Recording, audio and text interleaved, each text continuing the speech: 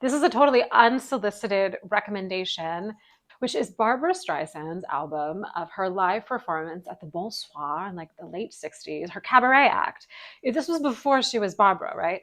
And I have to confess, I grew up equally on classical music and musical theater, and Barbara was not someone that really factored into my development or my pantheon of idols vocally the way that a lot of classical singers or singers like Audra McDonald and even Kristen Chenoweth or Patti LuPone, people like that kind of factored in, or Marin Mazzi, not just because many of them, not all of them, were more classically inclined, but because I think at that point, Barbara had been such an icon for so long.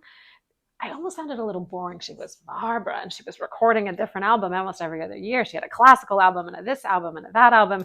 And it was like there was just a particular style about it or something that felt, I don't know, it was just too much of a certain flavor that at that time in my life didn't particularly charm or interest me. And yet I was interested to read her autobiography, which came out a few years ago.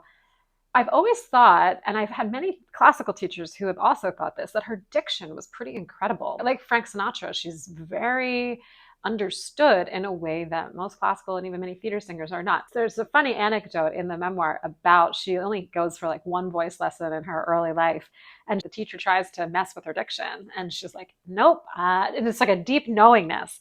But suffice to say, and a lot of the credit really is to her pianist and her musical director, who came up with a set list that I think is brilliant. The juxtaposition of this Bernstein song with this Hal Arlen song back into, a song from the Fantastics. I mean, there's even, I think, a Victor Herbert piece, Lover Come Back to Me, which is usually this kind of like early turn of the century operetta piece that kind of becomes this uppity jazz number. You hear songs in a totally different way. And she obviously, because she trained so much as an actor, approaches these songs as monologues. And anyway, it is just bringing me such joy, even on a technical level, whether someone guided her to do certain things with certain aspirates and glottals she uses. It's kind of a masterclass in not only diction, but I think it's some of the best vocal work she ever did.